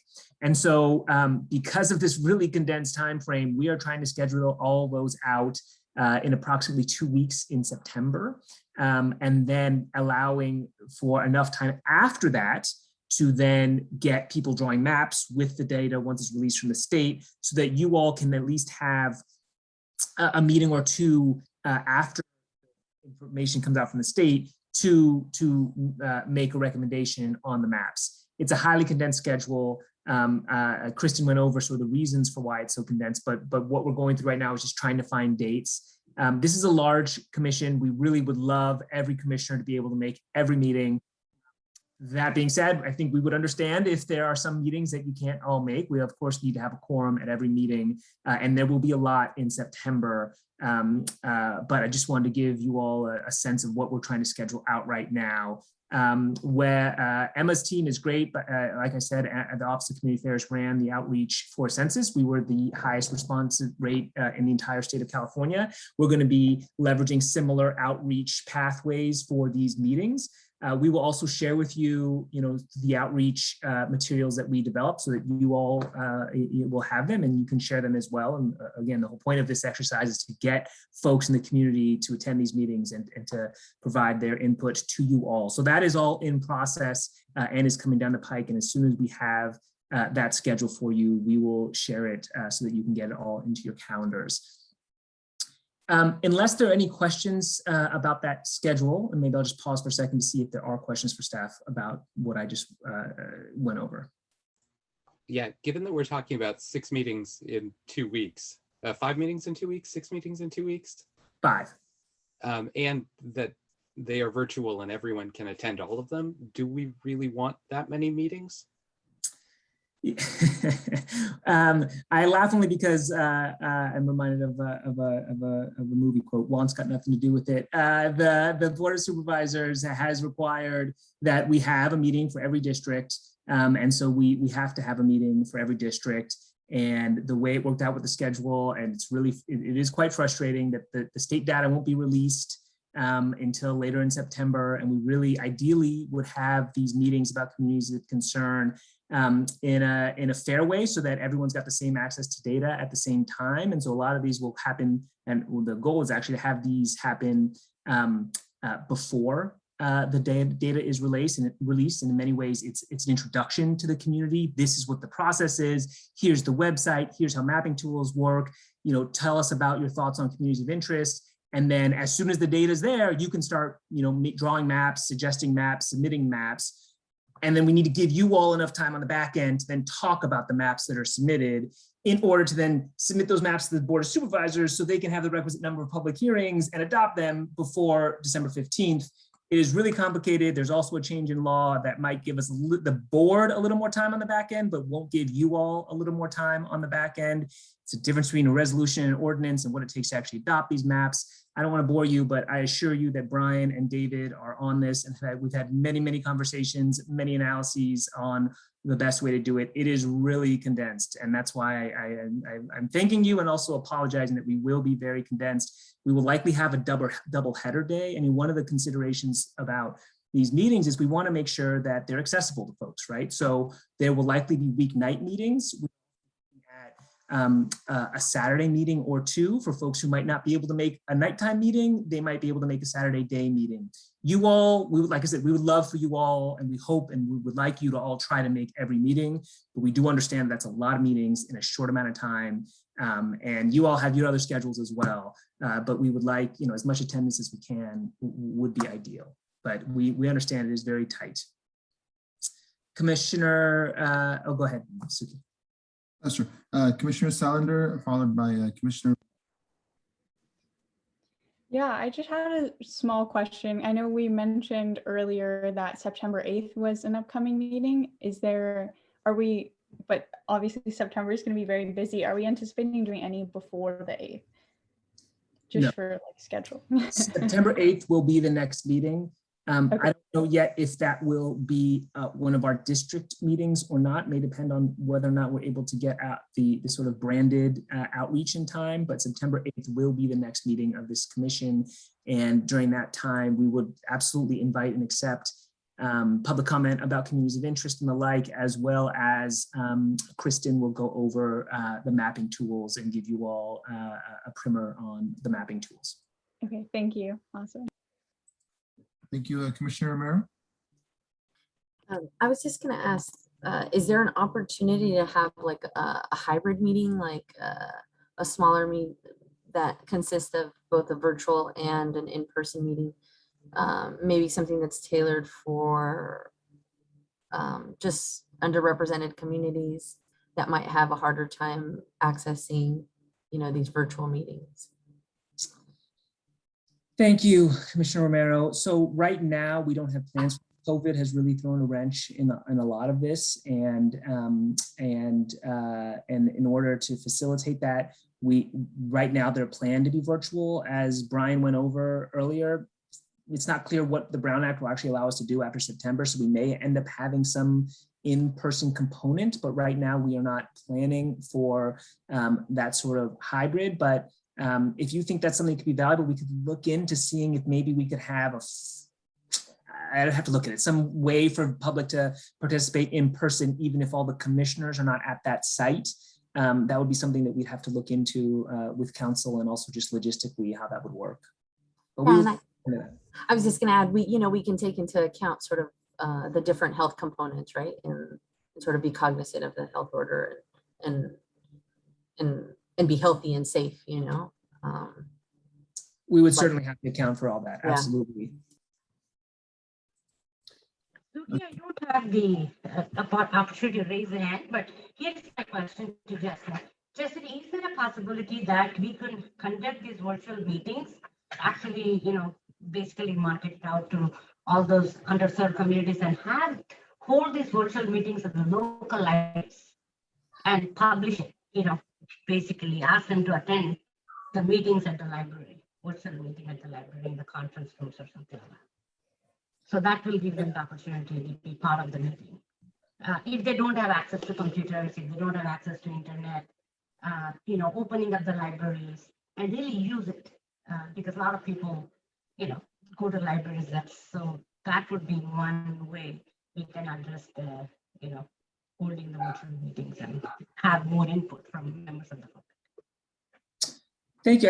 I'm sorry, you broke up a little bit in part of that, Commissioner Bondrapalli, but what I understood is that potentially we could leverage libraries as a potential community site where folks could, I think that's a great idea. I think in particular in terms of the mapping tools and access that way, I think that's really important. But we can look into whether or not, and look at talk to our library partners about whether or not there's a way to facilitate participation in the meetings through libraries as well. Commissioner Nadia Bledsoe, followed by Commissioner Lee, and then Commissioner Espinoza-Murray. Yes, thank you. I just wanted to note for the record that I will be out of the country from September 1st through September 18th, and I would request accommodation for scheduling the District 3 meeting, if at all possible, so that I can attend. Thank you, Commissioner Bledsoe, for letting us know. We'll try to accommodate that. Thank you. Commissioner Lee? Just an experience I had that I think might be relevant here. I was knowing of a redistricting exercise in a city, and the people who are not computer savvy or English limited had a really hard time taking advantage of the mapping tool.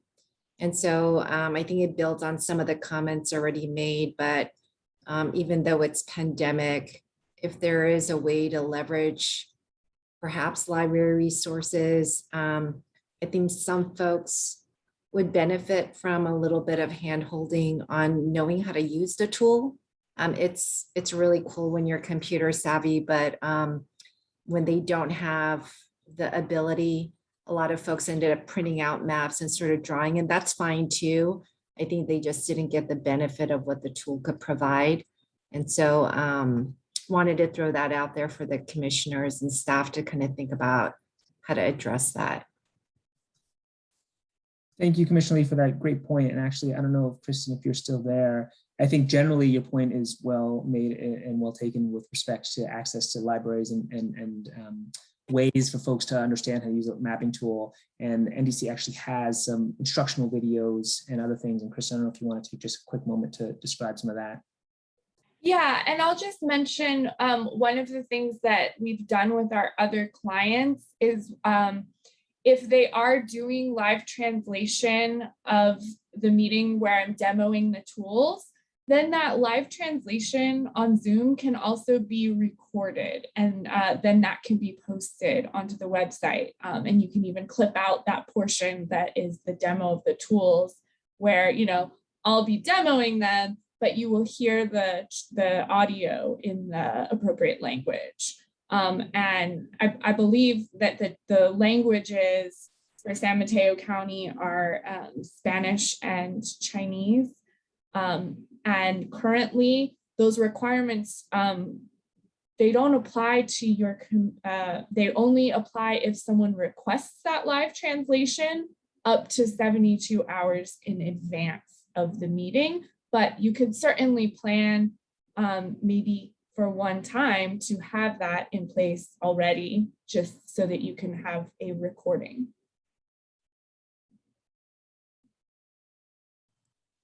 Thank you. Commissioner Espinoza-Murray.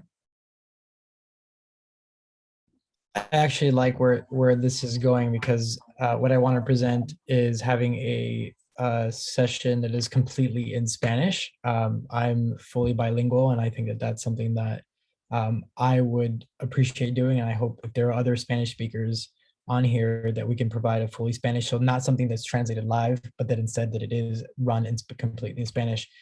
There is still a barrier even when there's translation, and it's not feeling integrated or included.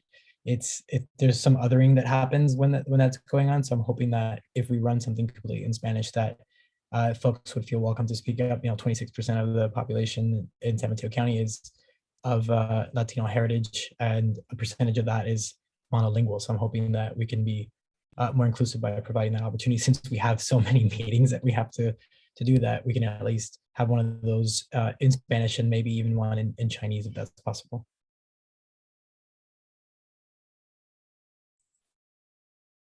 Thank you, Mr. Mays. I don't see any other hands raised.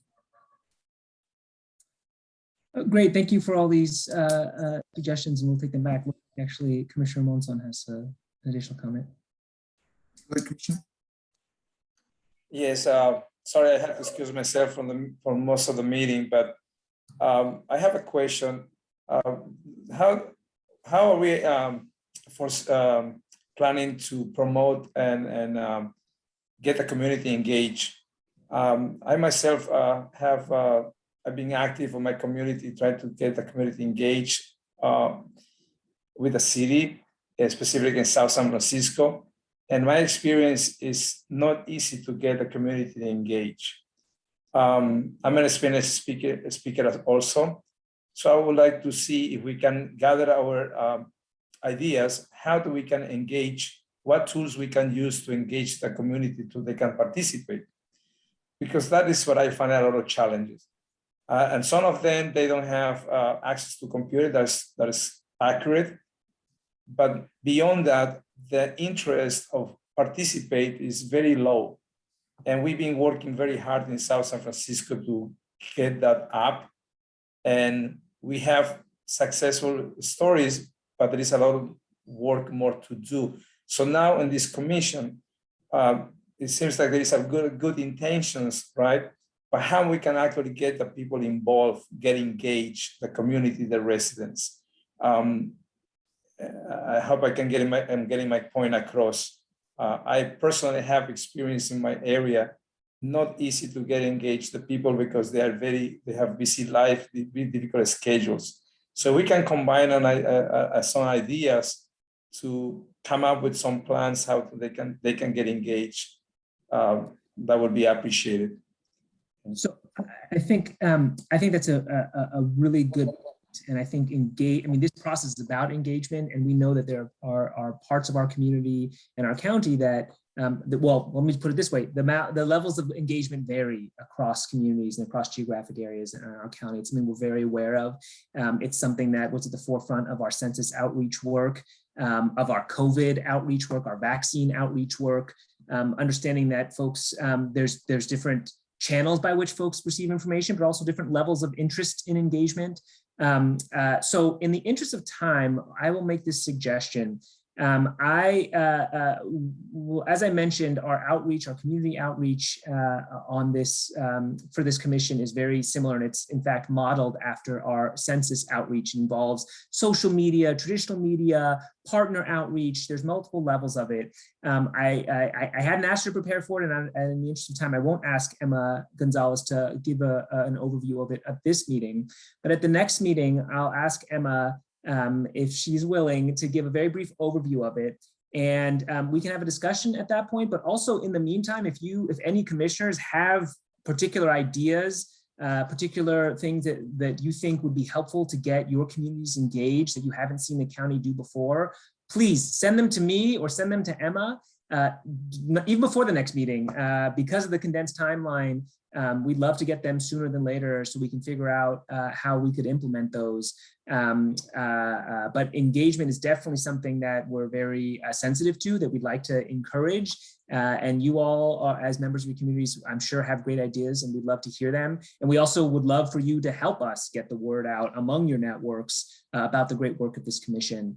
But in the interest of time tonight, Commissioner Monzon, I think I'll leave it at that. If you have ideas, please email me. But at the next meeting, I'll ask Emma to give you all an overview of both our traditional as well as our more community-based outreach efforts, so you're aware of how we're trying to get the word out.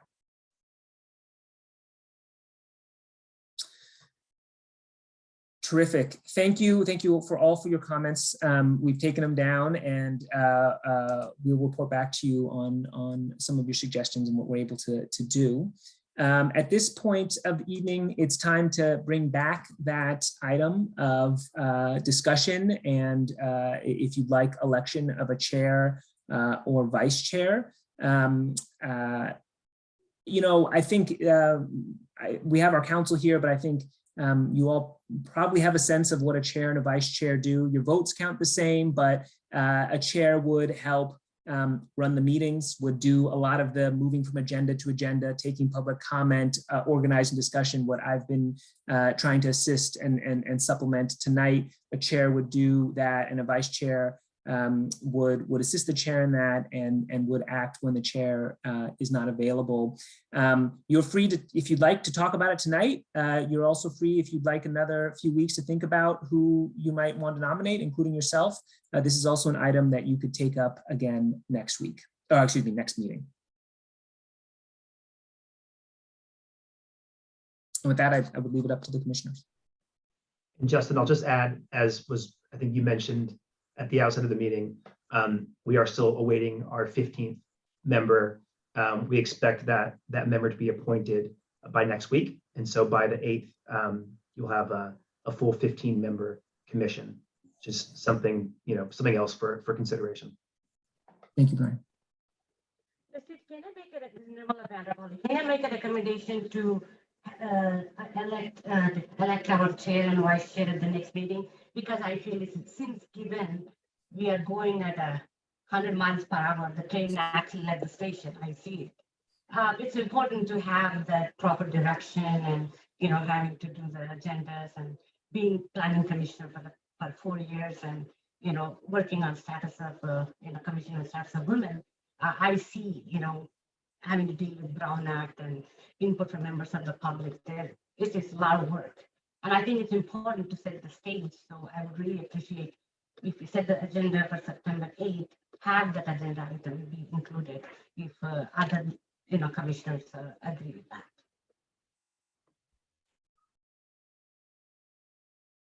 But I agree with Commissioner Bandropali. I think we should just give it one more meeting and give people some time to think about the responsibilities and if they're willing to take that on. Also, if anyone's interested, I would ask that they mention it now so we can think about it. I would be happy to serve if nobody raises their hand. I've done it for 6 years, so I have the experience. I am happy to serve as a chair, as a vice chair. I'm nominating myself. I along with Rudy agree. I'd like to make a motion that we move this item to the next meeting, give us all a chance just to think about it and come back a little bit more prepared than just trying to elect someone tonight. We just met for the first time. I second that motion. That is very fair. And I'll add, in addition to, coming back on the 8th, and if you want to nominate yourself, you can certainly do that at that meeting. But also encourage folks who have any interest in serving as either chair or vice chair to send a note to Sukmani, and he can kind of compile a list of folks who are interested and want to nominate themselves. So between now and that meeting, I would say, please don't hesitate to express that interest to Sukmani. And if they can maybe supply a brief bio that they want to share with us so that we can make judgment based on maybe experience or desire or why they want to do this, that would be very helpful too. Yeah, and I would recommend as before or as a part of the action at that next meeting, that folks be given an opportunity to kind of present their platform and kind of their best argument as to why it should be them. And I think that would be kind of folded into the selection process. So I think it's a great idea.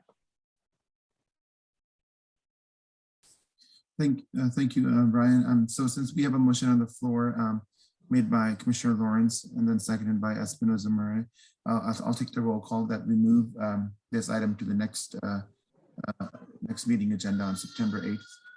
So I'll take a roll call. Commissioner Bandropali? Yes. Commissioner Chan? Yes. Commissioner Monzon? Yes. Barber? Yes. Commissioner Lawrence?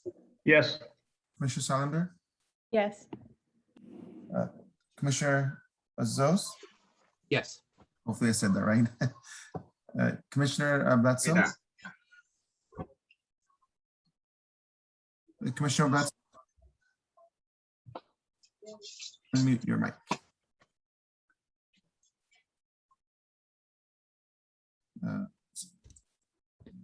Commissioner Nadia Bledsoe? Yes. Perfect. Thank you very much. Commissioner Lee? Yes. Commissioner Dinan? Yes. Commissioner Espinoza? Yes. Commissioner Chow? Yes. Thank you. Commissioner Guerrero? Yes. And Commissioner Romero? Yes. Thank you. Motion passes. Back to you, Mr. Mates. Great, thank you all.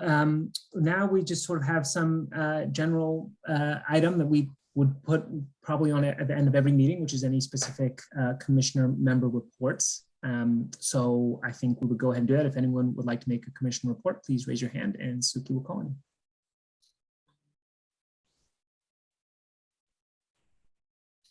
I do have one hand raised, Commissioner Romero. So I wanted to throw my name also in the hat for vice chair or chair. I'll be writing something up. If you have any questions, I could put my email, and if someone wants to reach out, if you'd like to reach out directly, that'd be great too. But I'll write something up and send it to Suki. Thank you. And Mr. Coolidge, should we expect the deadline to be, I'm not sure, September 3rd, so that we can at least put it part of the agenda and the item is agendized? So the agenda, we're posting 5 days before the meeting. Correct, yes. We might want to make it the day before, just so we have some time to come collect. Sure. So commissioners, if you could maybe email your letters of interest by September 2nd, let's say by 5 p.m. Let's do September 3rd. Oh.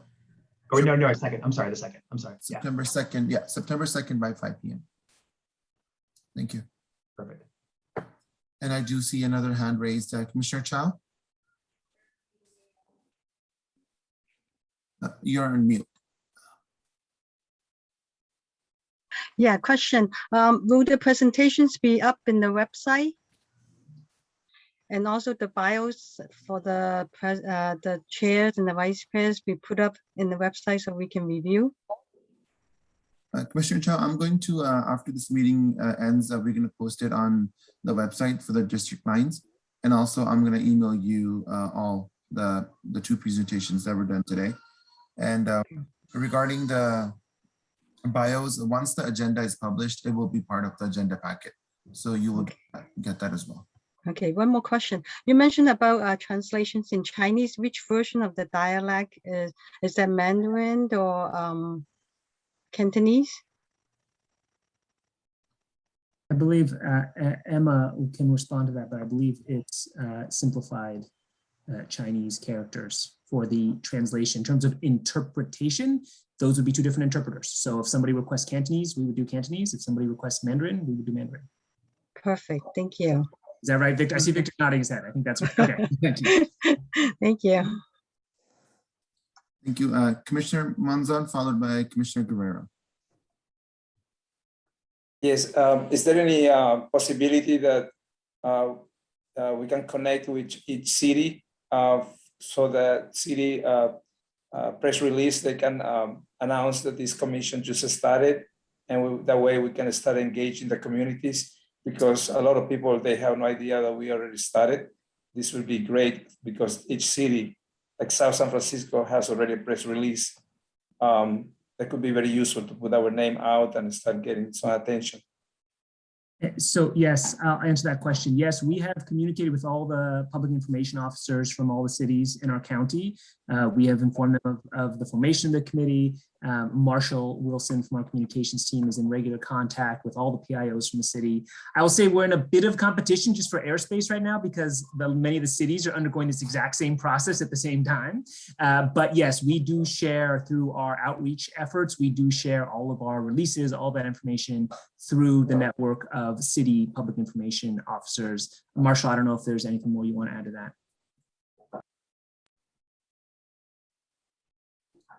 All right, I'm assuming Marshall's nodding in compliance, in agreement. Any other member reports? Commissioner Guerrero. You can disregard. My questions were answered. Perfect, thank you. I don't see any hands raised, so back to you, Mr. Mates. Well, I just want to say thank you to all the commissioners once again for your time and for your commitment to your communities. I look forward to working with all of you. If you have any questions, please feel free to reach out to me. My email address is just my first initial and my last name at smcgov.org. And otherwise, we look forward to seeing you all on September 8th. Thank you very much. Thank you all. The time is now 8:32 p.m. and the meeting is now adjourned. Thank you. Thanks, everyone. Thank you. Have a good evening. Thanks, everyone. Good night. Thank you. Good night. Good night.